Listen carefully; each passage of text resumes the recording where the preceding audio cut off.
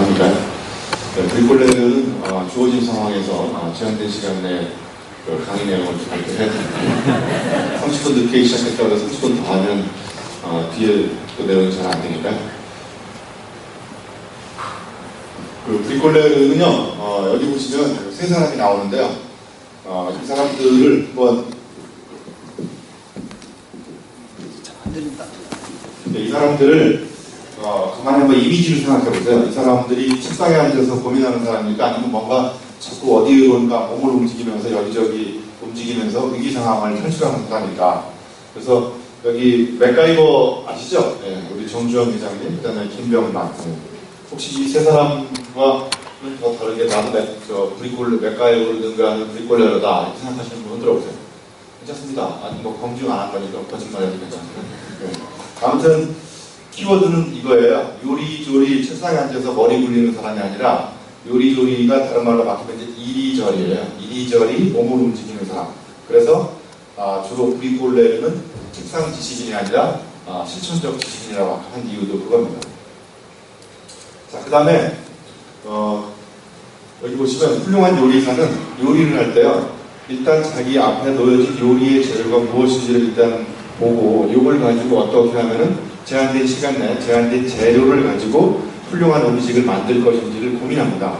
보통 이제 일요사들은 재료가 나쁘다고 탓을 하죠, 그죠?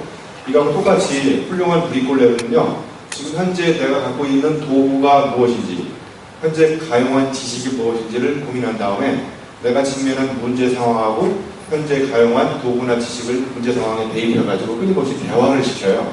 그래서 쉽게 예를 들면 여러분 맥가이버가 위기 상황에 처해 있을 때 어떻게 하는지 아시죠?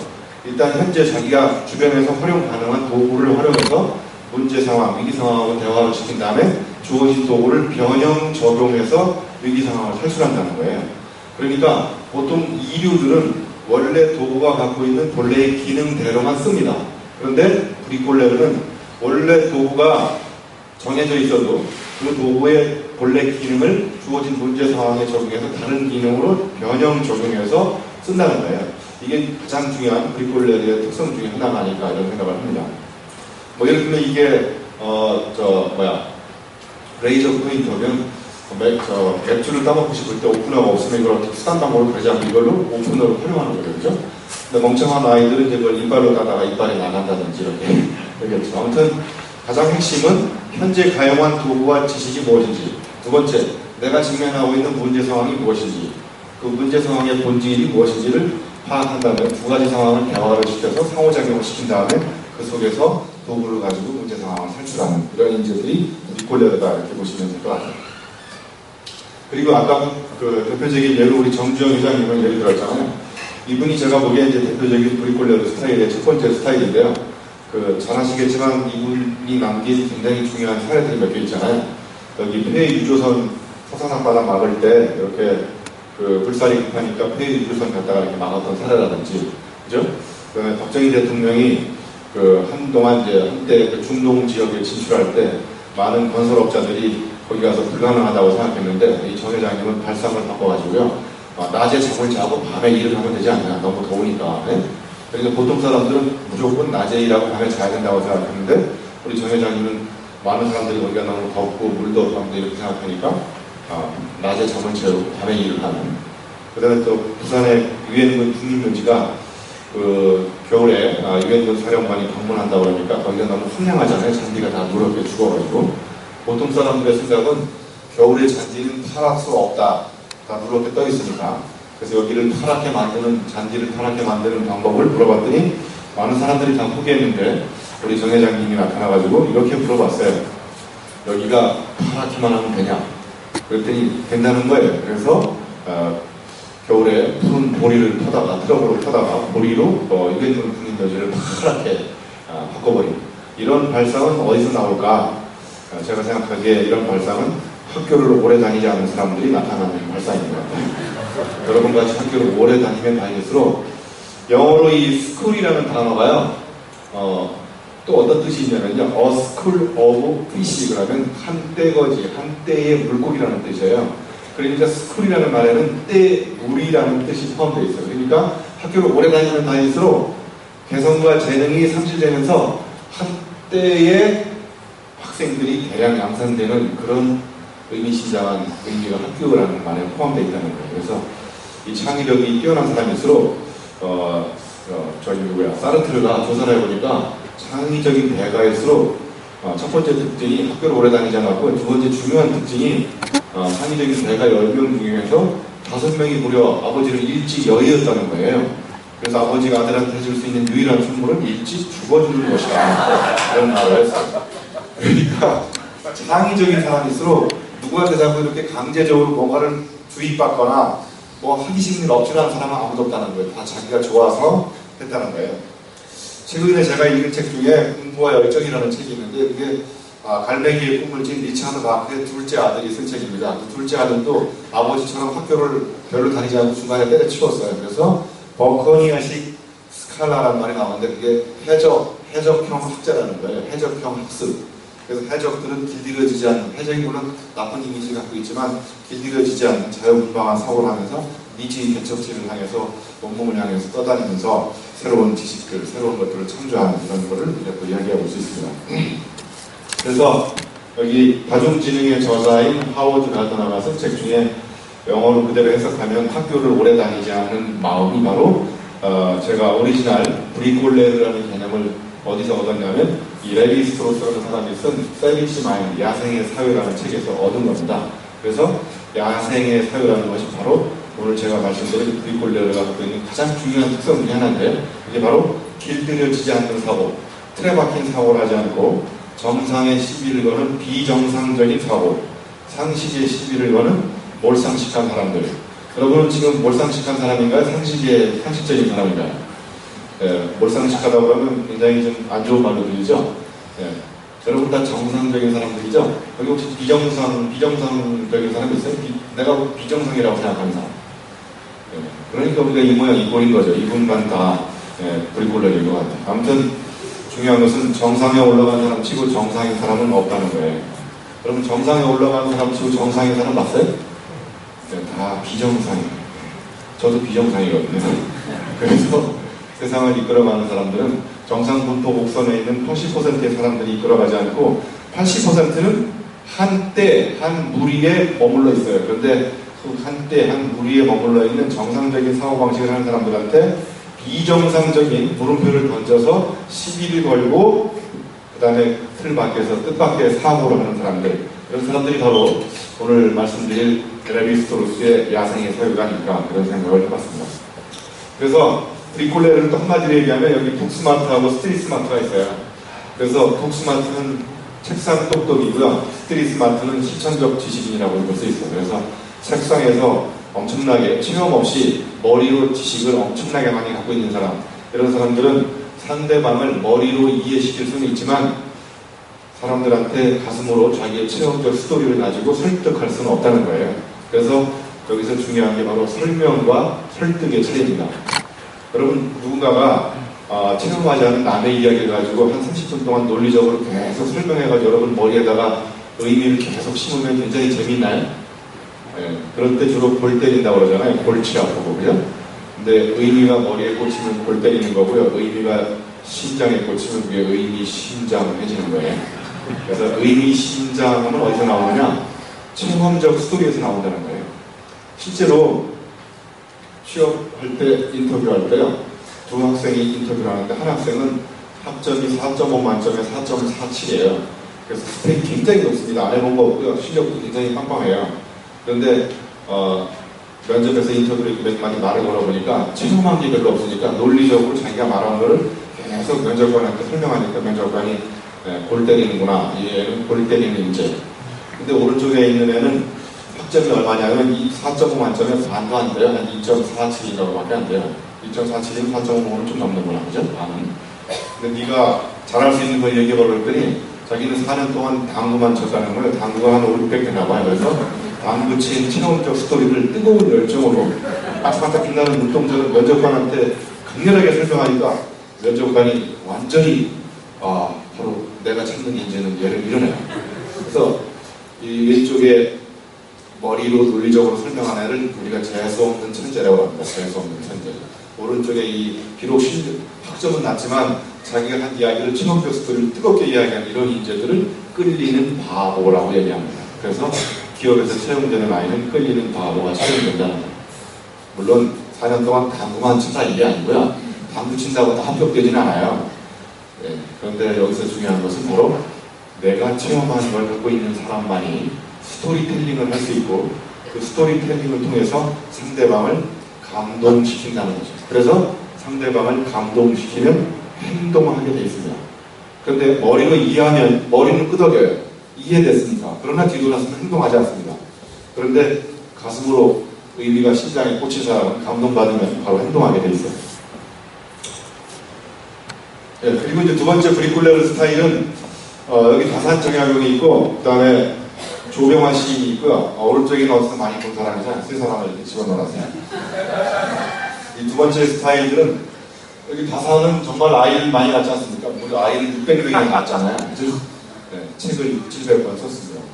조병환 시인도 시집 포함해서 에세이 포함해가지고 평생 160여 권의 저서를 썼어요.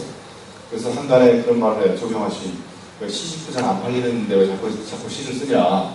그랬더니 조병환 시인이 내 시를 한 사람이라도 읽는다면 자기는 시를 쓰겠다는 거예요. 그죠? 네, 보통 책많이 쓰는 사람 보고 책 못 쓰는 사람들이 주로 이렇게 신기하고 질투하거든요. 네, 저도 대학 교수로서 책을 68권 써제기니까 책 한 권도 못 냈거나 한 권 낸 사람들이 주로 저한테 이제 뭔 책을 그렇게 많이 쓰냐, 공장 차렸냐, 조교들한테 시키는 거 아니냐 이렇게 불신 있는 소리를 쏟아보는 사람들이 많죠. 네, 그런 사람들한테는 저는 이제 책을 쓰라고 얘기하고 쓸데없는 사람들이 주로 쓸데없는 말을 합니다. 물론 작가는 쓰레기 덩이에서도 쓸 이야기를 찾는 사람들이 작가예요. 저희만 잘 이해가 안 되시나 보네. 쓰레기 덩이에서 쓸 이야기를 찾는다고요. 적으시라고 좀.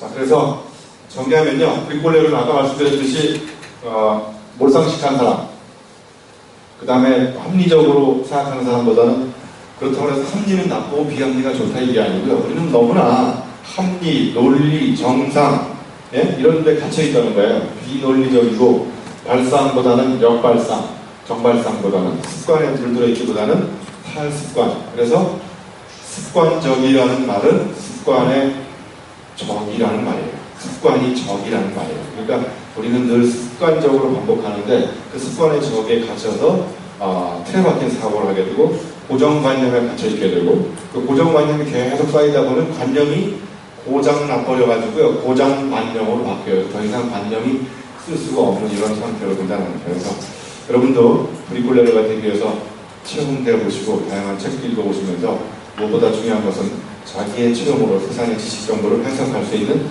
능력과 힘을 갖고 있는, 그래서 요리조리 머리 굴리지 않고 이리저리 몸을 쓰면서 세상을 변화시켜 나가는 실천적 지식인이기도 하고 세상에 있는 지식 정보를 자기의 문제의식으로 나오 편집 학원에서 새로운 지식을 창조하는 지식의 연금술사이기도 하다. 이런 이야기를 드리고 싶습니다. 네, 마치겠습니다. 어떤 사람인지 좀 이해가 가셨나요? 예. 두 사람만 대답하고 나머지는 아직 안 가요? 또 있습니다. 또 있으니까 사실 그 브리콜레르의 인간형이 된다는 것은 굉장히 어려운 얘기입니다. 이영만 교수님이 그 책을 아까 68권을 썼다 그랬는데 68권을 쓰기까지 얼마나 많은 비정상적인 일을 했겠어요. 그죠? 그렇잖아요. 그죠? 또 얼마나 많은 경험을 했겠어요. 직간접, 직접 내가 체험을 한 거하고 또 책을 통해서 간접적으로 체험을 얼마나 많이 했기에 68권의 책이 탄생할까요? 그런데 68권의 책이 그냥 대충 쓴 책이 아니라는 거예요. 대단히 여러분들 읽고 나면은 가슴이 후련하고 뭔가 내가 어디가 우리가 왜 허기지다라는 말 하잖아요. 책을 아무리 읽어도 허기지게 돼 있습니다. 그런 거를 아주 말끔히 풀어줄 수 있는 그런 책들이에요. 자, 지금 이제 교수님이 이제 선물을 여러분들 또 드릴 거예요. 이 브리콜레르 책을. 이 지금 이제 강의를 들으시고, 저 전상만 사진 저 뒤에 전기 좀 올려주실래요? 맨 위에 빨간 거, 큰 거, 맨 위에. 그거 올리세요.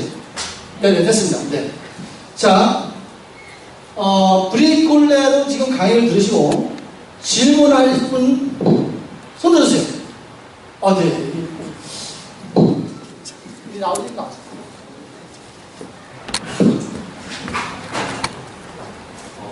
안녕하세요. 저는 브리콜레르 교육공학자를 꿈꾸는 스토리텔러 강종원이라고 합니다. 영화 교수님을 찾아뵙기 위해서 1시간 전에 시작해서 기다리고 있습니다.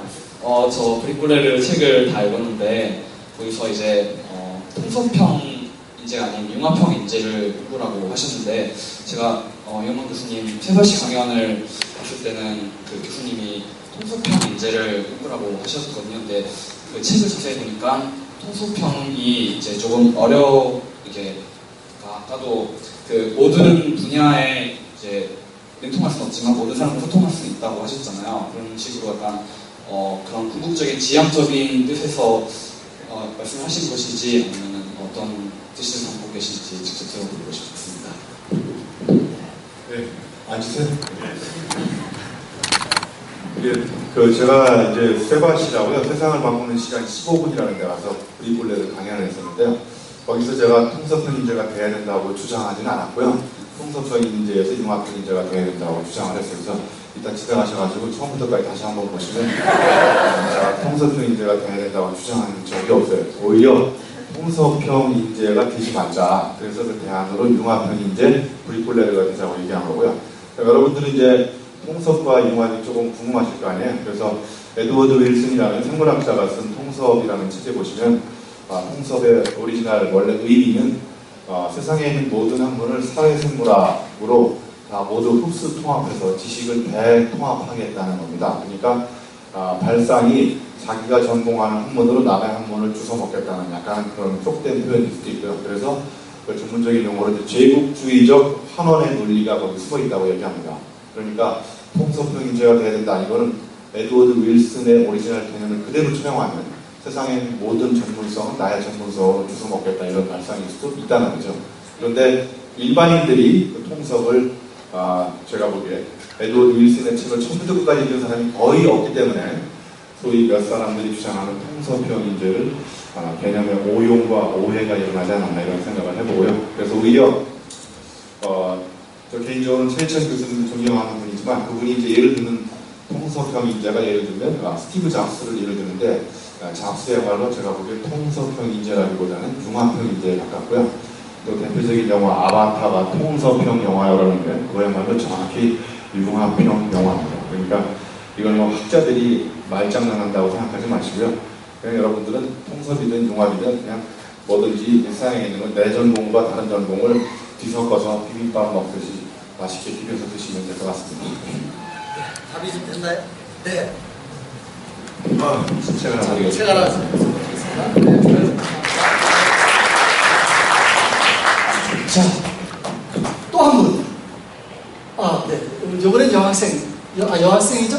네, 나오세요. 오늘은 이게 잘생기고 아주 미녀분들만.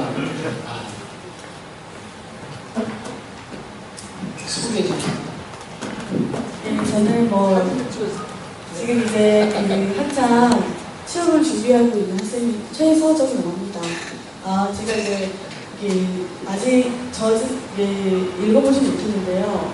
그러니까 약간 르네상스형 인간이라든가 토탈 인텔리의 개념과 좀 비슷하다는 생각이 들었거든요. 그리고 그러니까 그거하고 좀 어떤 차이가 있는지 좀 궁금하고요.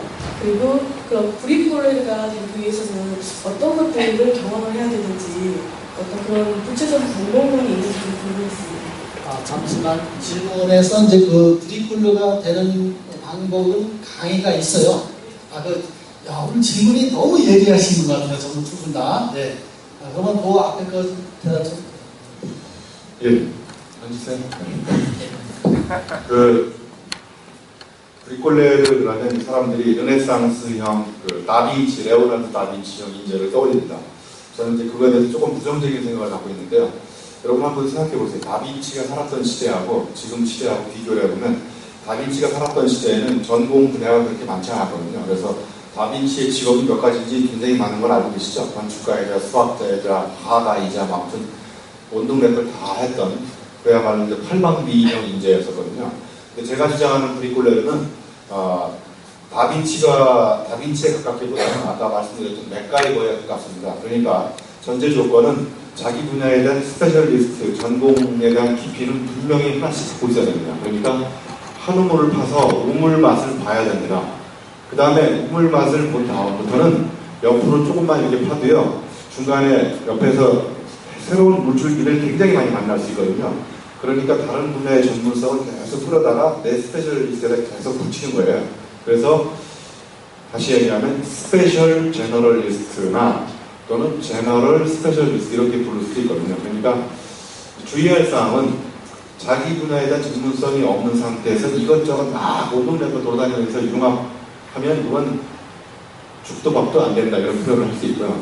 그래서 분명한 것은 전문성에 대한 정체성을 확실히 가진 상태에서 그 우물에 갇히지 말고 다른 분야의 전문성을 계속 아웃사이드인 바깥에서 내 전문성을 계속 들여다보면서 내 전공과 융합돼서 새로운 시너지 효과를 낼 수 있는 게 무엇인지를 계속 노력해보는 이런 것이 이제 제가 제 책에 어떻게 브리콜레르가 될 수 있는가에 보면 이제 메비우스의 티 모형을 이렇게 넓게 파면서 계속 깊게 파고 들어가는 이런 인재상으로 제시를 한 겁니다. 그래서 팔방미인형 인재고 토탈 인텔리전스에 해당하는 이렇게 생각하면 어려울 수 있으니까요. 누구든지 자기가 좋아하고 정말 자기가 하면 신나는 재능 그쪽으로 전문성을 파고 들어간 다음에 그 다음에 남다른 전문가가 되기 위해서는 결국은 그 우물에 갇혀서는 결국은 스스로 자기가 판 우물에 매몰되는 우물 안의 개구리 좌정관천형 인재가 될 수 있기 때문에 끊임없이 눈을 넓혀서 다른 분야의 전문성을 계속 자기 분야에 접목시켜서 새로운 제2, 제3의 전문성을 창조하는 이런 게 브리콜레르가 될 수 있다 생각합니다. 네, 됐었나요? 네, 감사합니다. 선물을 네. 지금 이제 그 질문을 두 질문을 받았는데요. 사실 제가 교수님한테 질문할 내용을 먼저 해버렸어요. 제가 뭐였냐면은, 통합과 통섭, 우리 사회에서 몇 년 전부터 통합, 통섭이라는 말 엄청나게 많이 유행을 했어요. 최재천 교수님의 책도 통섭이라는 책도 있고 많이 있잖아요. 근데 이제 융합에 대해서 이제 굉장히 또 지금 이제 다시 융합도 이제 한 2, 3년 전부터 이제 다시 되는데 저는 이제 교수님한테 오늘 이제 통합, 통섭, 융합에 대해서 그게 이제 사람들이 굉장히 헷갈려하고 도대체가 뭐가 통섭이고 뭐가 융합이고 그게 그 말 아니냐 이렇게 생각을 했기 때문에 제가 질문을 드리려고 했는데 아까 우리 학생이 질문을 해서 좀 나왔는데 잠깐이라도 융합에 대해서 좀 보세요. 예, 통합, 융합, 통섭 이 세 가지를 보고 나는데 통합은 물리적 통합이라고 보시면 됩니다. 그러니까 통합했을 때 두 가지를 통합했는데도 불구하고 여전히 통합되기 이전에 개체의 속성을 그대로 갖고 있습니다. 그러니까 혼합이라고, 물리적 혼합이라고 얘기하죠. 그죠? 그런데 이제 융합은 화학입니다. 화학. 그러니까 융합되기 이전에 개체의 속성이 없어지고 제3의 속성으로 새롭게 태어나는 것이 바로 화학적 융합이라는 거죠. 그러니까 예를 들면 여러분 그 비빔밥의 재료들이 고추장과 들기름과 밥과 섞여가지고 비빔밥이 탄생하는데 그 비빔밥은 통합인가요? 융합인가요? 예. 어려운 질문인가요? 비빔밥을 실제로 먹어보면서 생각해볼까요? 근데 그건 이제 사람에 따라 해석하기 나름인데요. 예를 들면 비빔밥을 비볐는데 예를 들면 콩나물을 비볐어요. 콩나물의 속성이 없어졌나요? 그대로 있잖아요. 그죠? 그런데 그럼에도 불구하고 콩나물을 한 번 먹고 그 다음에 시금치 하나 먹고 그 다음에 무나물 하나 먹고 밥 한 숟갈 먹고 고추장 조금 먹고 그 다음에 들기름 조금 핥아서 먹고 그 다음에 물구나무 싸가지고 배를 흔들면 비빔밥 맛이 나나요? 네. 그러니까 각자 하나씩 따로따로 먹었을 때와 비벼서 먹었을 때 맛은 뭔가 분명히 차이가 있죠. 그러니까 이게 바로 비빔밥이 융합도 통합도 아닌 뭔가 좀 새로운 걸로 표현해야 되지 않을까 이런 생각이 드는데요. 아무튼 분명한 것은 통합은 통합되기 이전의 속성을 그대로 갖고 있고 융합하면 그 순간 제3의 속성으로 원래의 속성을 잊어버리고 제3의 속성으로 표현합니다. 여기에 이제 통섭은 최일천 교수님 설명에 따르면 화학적 혼합이라 생물학적 혼합이라고 얘기하는데 저는 그게 도대체 이해가 잘 안 갑니다.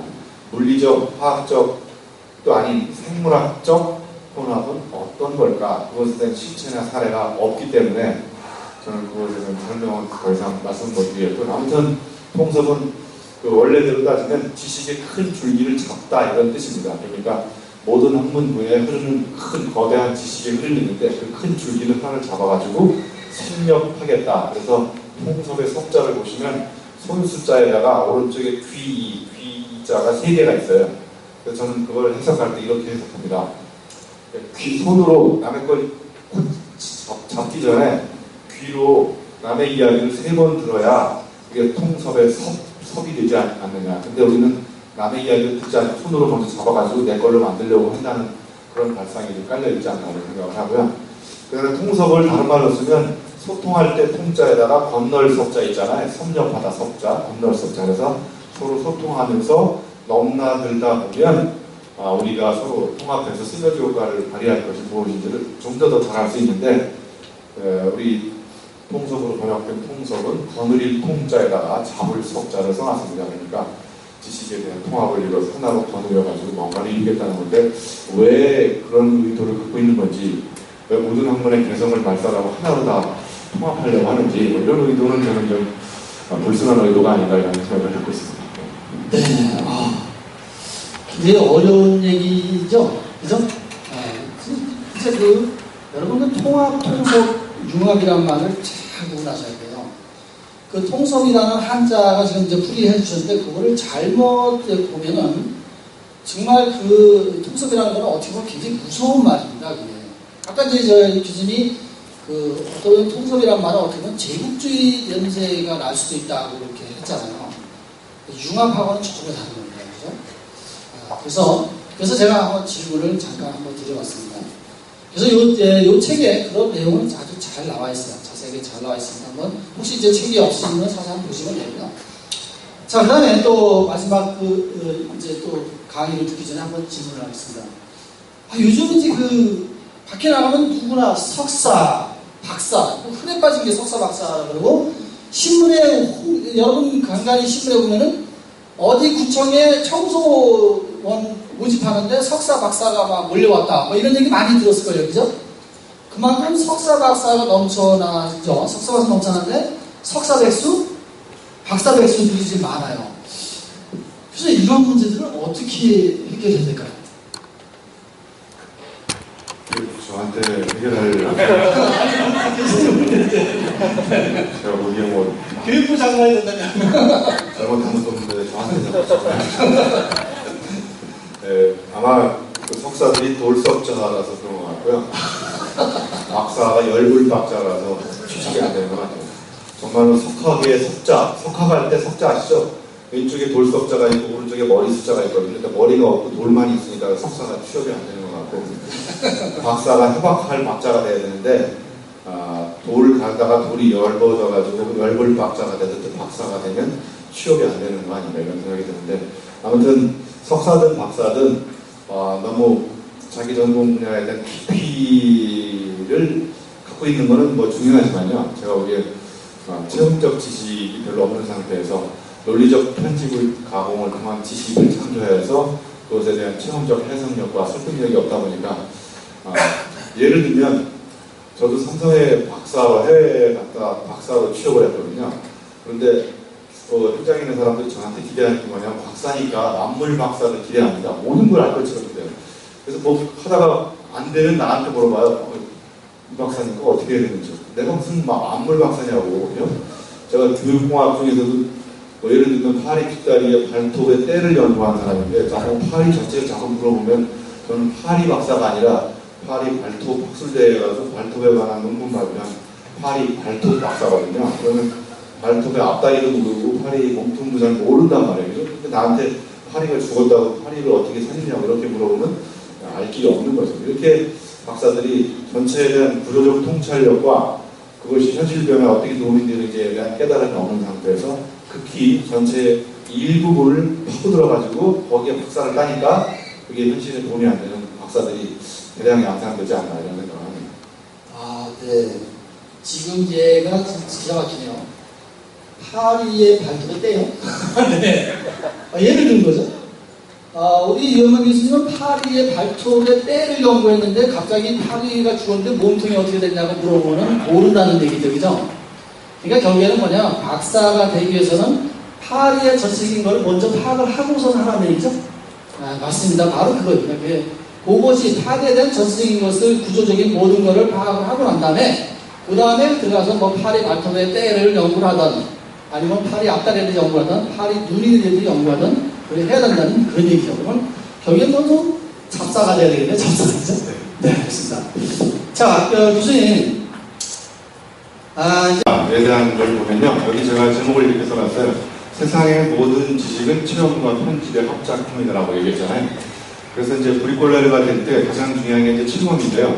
이 체험을 어떻게 해야 되는지, 그 다음에 이제 편집을 어떻게 해야 되는지, 이게 가장 핵심일 것 같습니다. 그래서 아까 말씀드렸듯이 브리콜레르는 정주영 회장님이나 맥가이버 이런 사람처럼 체험적 노하우를 갖고 있는 사람.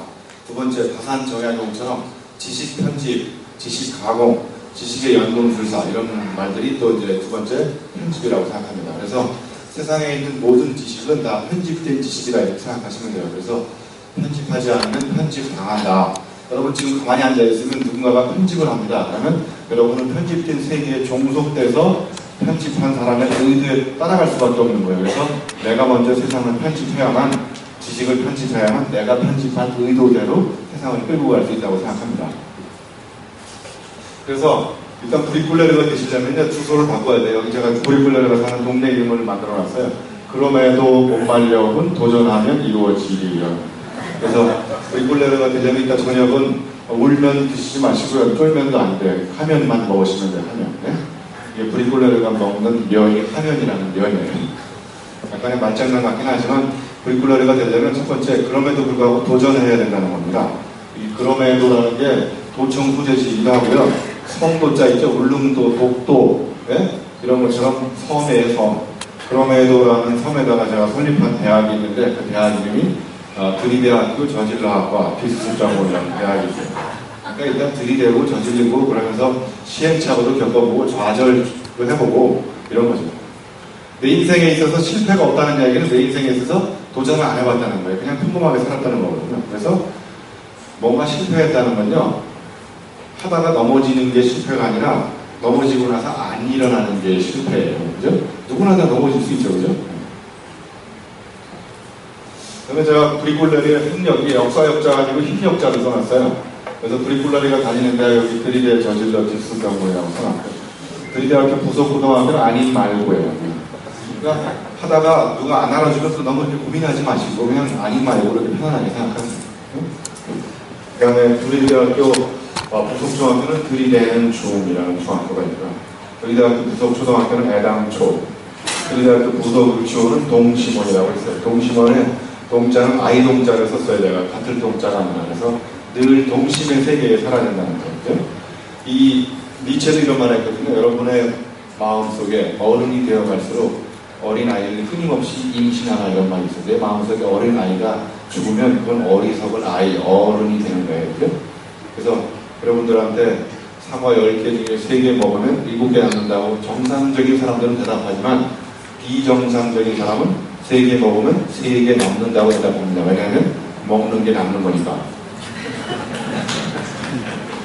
엄마가 그러는데 얘야 먹는 게 남는 거란다. 그래서 얘는 계속 먹는 게 남는 거라는 게 각인된 거예요. 그래서 사과 3개, 10개 중에 3개 먹으면 3개 남는다 이렇게 대답한단 말이에요. 근데 정상적인 사람들은 이 3개 남는다고 생각하는 사람들한테 이 친구가 이게 지금 개념이 있는 놈이 없는 놈이 이렇게 대답할 수 있지만 3개 남는다고 대답한 사람이 수학적 논리로 뛰어난 사람보다 엉뚱한 발상이 뛰어날 것이고 그 아이가 오히려 10 빼기 3은 7이라고 생각하는 사람을 지배할 수 있다는 거예요.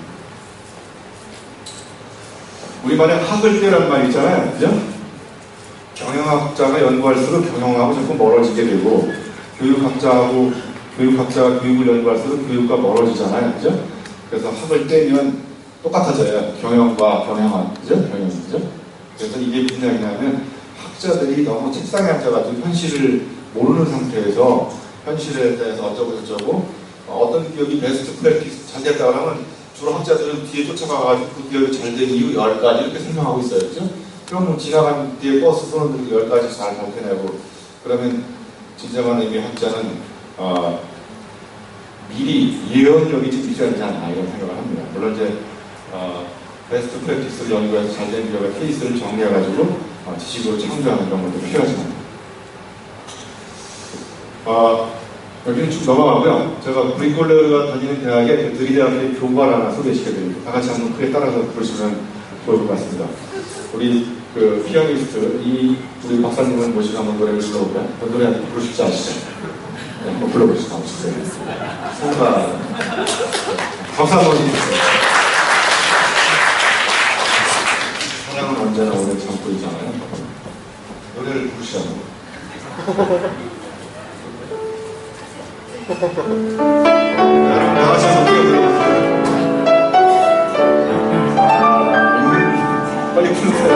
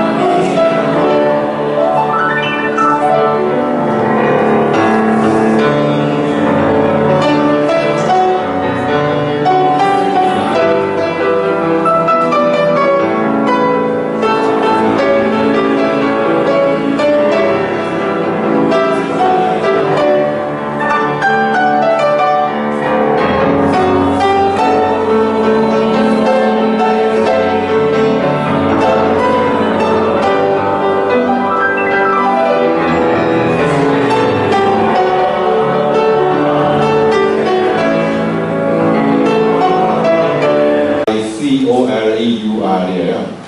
R이 마지막 가운데 있죠. 그래서 BRI는 이제 진선미의 진에 해당하고, 그 다음에 COL은 미에 해당하고, 그 다음에 EU, 그 다음에 R은 마지막에 이제 그 선에 해당하는 그런 걸 뽑아서, 그래서 이제 진선미, 그래서 브리콜레르의 3대 인재상으로 경제를 넘나들면 지식을 융합하는 지식의 연구부사 아까 말씀드렸죠. 그 다음에 이제 역발상으로 불가능에 도전하는 맥카이버나 정주행 회장님처럼 문제 해결사가 있고, 또 가장 중요한 브리콜레르의 속성 중에 하나는 이타적 지식인입니다. 자기의 전문성 재능을 가지고 타인을 위해서 기꺼이 활용하고 타인의 아픔을 마치 나의 아픔처럼 느끼면서 타인의 아픔을 치유하기 위해서 자기의 전문성을 활용하는 이런 인재들을 길러내기 위해서 어떤 능력을 갖춰야 되는지를 이렇게 한번 쭉 뽑아서 이걸 지표화시키고 지수로 개발해서 비보이에게도 장학금을 주는 근거를 좀 마련해서 국가장학금 제도의 개선 방향을 좀 연구해 보려고 합니다. 자, 이제 가장 중요한 건요, 이 브리콜레르가 되는 방법은 이 세 가지를 말씀드리고 이제 마칠까 합니다. 여기 보시면 여기 체험의 심화와 확산이 있고요. 오른쪽에 왼쪽에 정보 편집술이 있고 오른쪽에 지식의 연금술이 있습니다. 맨 밑에 보면 독법과 작법이 있어요. 그래서 이제 가장 중요한 것은 아까 말씀드렸듯이 브리콜레르가 되려면 스페셜리스트, 자기 분야에 대한 전문성에 대한 깊이를 일단 파고 들어가야 됩니다. 그죠?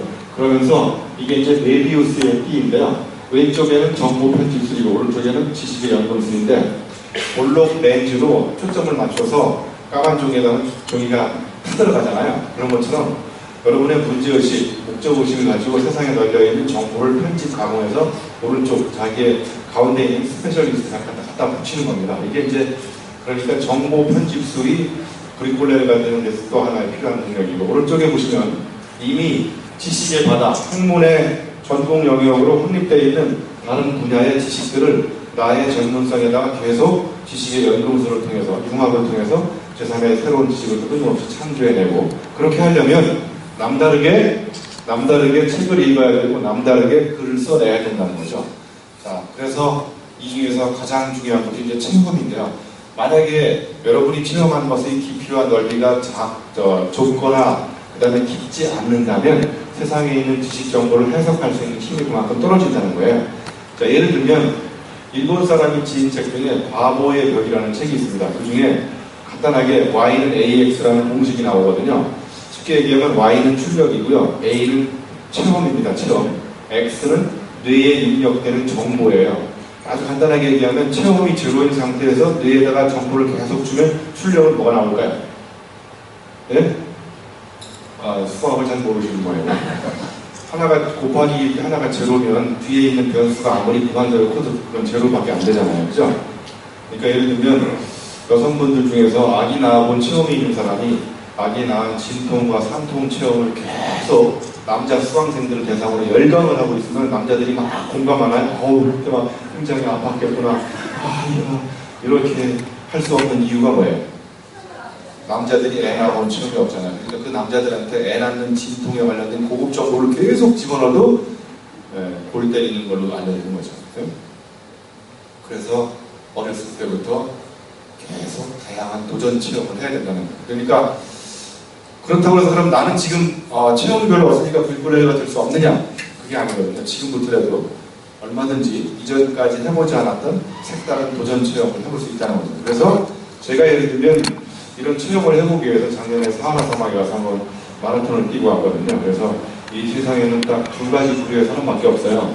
저같이 사하라 사막에 가서 마라톤 뛰어본 사람하고 여러분같이 안 갔다 온 사람. 그러니까 여러분은 체험해보지 않았으니까 체험해본 사람의 이야기를 무릎 꿇고 자세를 낮추고 들어야 된다는 거죠. 뭐 이런 게 불편하고 좀 기분 나쁘면 사하라 사막 가서 마라톤 뛰고 오면 저하고 이제 체험의 공감대가 형성되고 의기투합해서 인식과 관심을 같이 하는 공동체가 탄생할 수 있는 거죠. 이해가 가시나요? 네. 그래서 예를 들면 제가 고등학교 때부터 소주를 마셔가지고 지금은 소주를 못 마시거든요. 이런 체험도 해보셔야 된다는 거죠. 그래서 학교 다니는 아이한테 지금 소주를 먹여야 된다는 게 아니고요. 저는 그 당시에 소주를 마실 수밖에 없었던 그런 상황이 있었어요.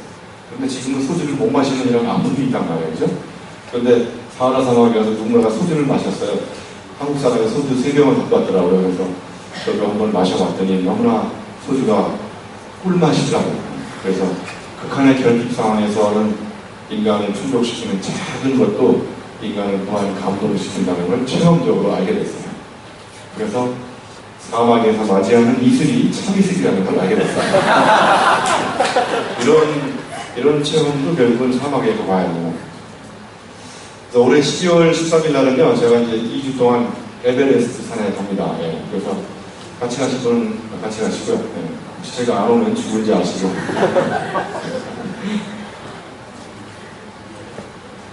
그리고 이제 브리콜레르는 또 책을 제 전화가 또 위기 상황이 발생했어요. 네, 이럴 때는 전화기를 끄고 강의 시작하는 것이다. 그러니까 생각이 됩니다.